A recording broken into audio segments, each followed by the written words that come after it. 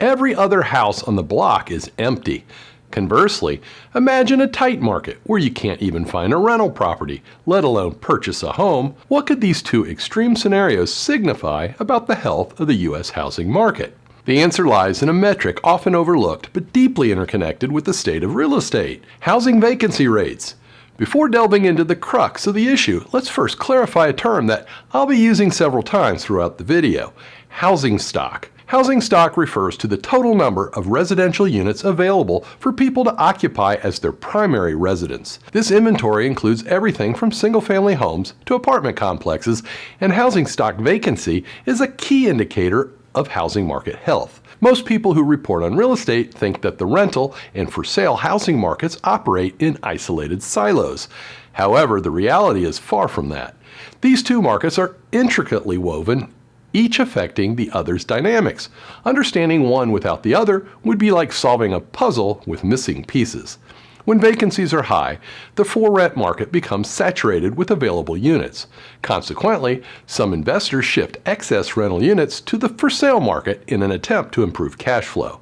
On the flip side, when vacancies are low and demand is high, investors frequently purchase for-sale units to meet this demand. Therefore, to get a comprehensive view of the overall housing market, it's essential to focus on vacancy rates, particularly within the rental market. A keen eye on these rates can provide invaluable insights into the likelihood of rental units transitioning into the for-sale market and vice versa.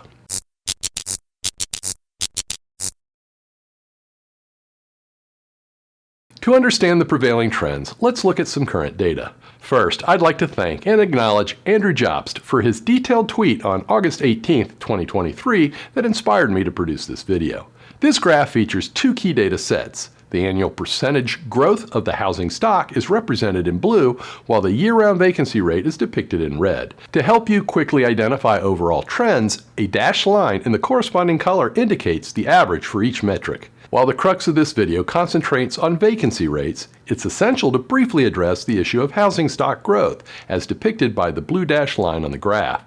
Since 2008, the rate of housing unit expansion has declined by 1/2, meaning builders are producing homes below 50% of the speed we saw in the 50 years prior. This has led to a scarcity of homes. The consequences are evident across the majority of U.S. cities: skyrocketing home prices, escalating rental costs, and increasing rates of homelessness. The data underscores the urgent need to accelerate home construction beyond the pace set over the past 15 years. If you're a longtime subscriber, then you know I often discuss issues relating to home affordability because it's a growing crisis that I'm concerned our elected officials are ignoring. If you're not a subscriber, please click the thumbs up like button and subscribe now so that you get all my new content when it is fresh. If you really want to know what's going on in housing, to see and hear the data explained, to ignore the hype that is so prevalent online, then subscribe now and I'll keep you in the know. Now, turning our attention to recent vacancy rates, we observe a low point 3 years ago when rates dipped under 3.6%. Since then, they've rebounded slightly to just over 4%. While a casual glance at historical data might suggest that today's rates are akin to those of the 70s and early 80s, such a comparison would be misleading. It's important to note that the data we're examining comes from the U.S. Census Bureau, which has revised its measurement methodology multiple times over the past 65 years. These changes have expanded the scope to include various categories of vacant units, such as mobile homes and dilapidated properties, which were not part of the data set in earlier decades. Therefore, today's figures encompass a broader range of housing types than those captured when vacancy rates were this low. It's also crucial to highlight the significant contrast between today's vacancy rates and those observed during the housing bubble years. Some viewers will want to know how we calculate the vacancy rate. Looking at the graph's legend, you'll notice the inclusion of detailed titles. This specificity arises from the method used to measure the vacancy rate, where census totals have been adjusted by omitting certain categories. I recognize that this exclusion may raise questions among some viewers, so allow me to clarify the rationale behind this approach. Recall that our primary focus is on understanding the deterioration of home affordability. To that end, we've characterized housing stock as follows.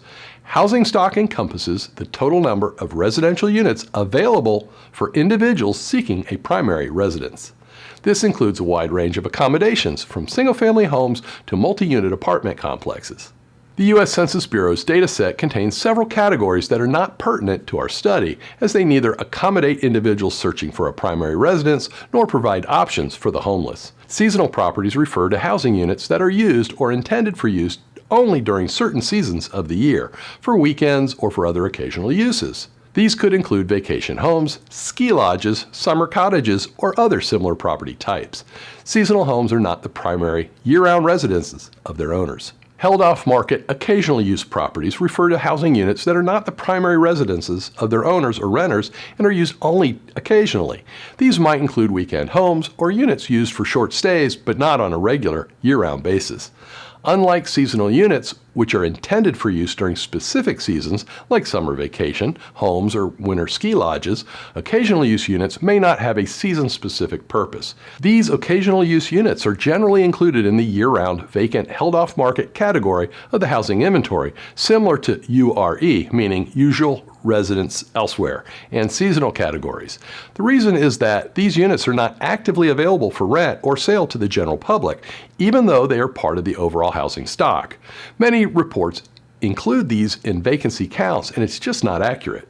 Held off market usual residence elsewhere. This year-round vacant held off market category accounts for vacant housing units because the owner or renter has their usual residence at another location. Such units could be secondary homes, vacation homes, or other properties that are not the owner's or renter's primary residence. Because these units are not available for rent or sale, they're classified as held off market. And then held off market other. The other category typically refers to housing units that are not currently available for sale or rent, but also don't fall neatly into the more specific held off market subcategories like usual residence elsewhere, seasonal, or occasional use. The other category can serve as a catch-all for various situations where a property is kept off the active housing market for reasons not captured by the more specific classifications. For example, this could include units undergoing long-term renovations, units that are part of an estate and awaiting legal resolution, and units owned by organizations for future use, or units kept vacant for unspecified or miscellaneous reasons. Since the held off market other category can be broad and include a range of situations, it's often used as a fallback for any units that are not actively available for rent or sale, but also don't fit into the other held off market subcategories. In sum, the low vacancy rates we are witnessing today present a nuanced picture that defies a simple comparison with past decades. Adjustments in the Census Bureau's methodology and the complexity of the modern housing landscape make today's rates notably lower than those of earlier years. Given our focus on the deterioration of home affordability, these low vacancy rates, reflecting a limited supply of homes for primary residency, are a stark indicator of the urgency which we must address the nation's housing challenges. The scarcity of available housing options puts pressure on prices and limits choices for individuals seeking a place to call home, further emphasizing the need for comprehensive housing policy changes. The core issue at hand boils down to a fundamental mismatch between supply and demand. Over 15 years ago, governmental efforts to suppress mortgage lending led to a significant slowdown in home construction. When demand eventually rebounded, the industry could not build affordable homes at a pace that could satisfy this resurgent interest.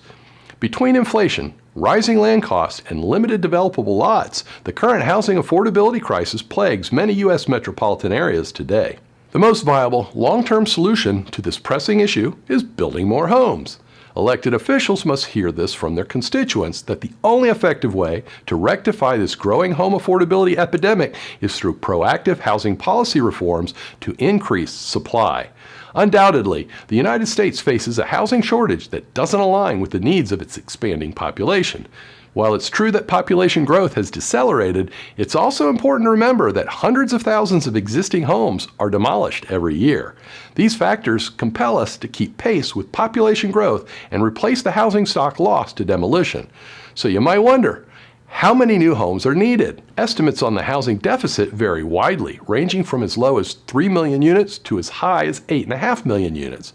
Freddie Mac's recent estimation suggests a shortfall of approximately 3.8 million housing units, both for rent and for sale.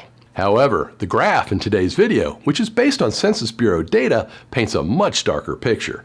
Between 1965 and 2008, the average rate of housing stock growth stood at 1.66%. In contrast, from 2009 through the second quarter of this year, this growth rate plummeted to just 0.82%. That's a reduction of over half. That means for every home built since 2008, we needed another home built too. Based on Census Bureau data, approximately 14.7 million new homes have been added since 2008, net of demolitions. This indicates a staggering shortfall of over 15 million homes. Even if we adjust for the slowing pace of population growth, the deficit is unlikely to be as low as the 3.8 million homes suggested by Freddie Mac. The shortage is palpable in both the housing for sale and rental markets, driving home affordability to alarming levels that many of us never anticipated. Here's how you can help. Contact your local elected officials and let them know that we, as a community, demand more homes to be built. The stability of our cities and the future of home affordability depend on immediate and decisive action. If you want to see a video that explains when mortgage interest rates will return to normal, you can view it by clicking on the box in the top left corner of your screen. To see a popular video featuring my top 6 home selling tips, just click on the box below it. Please remember to like this video, check out the links below it, and subscribe to our channel so that you never miss anything.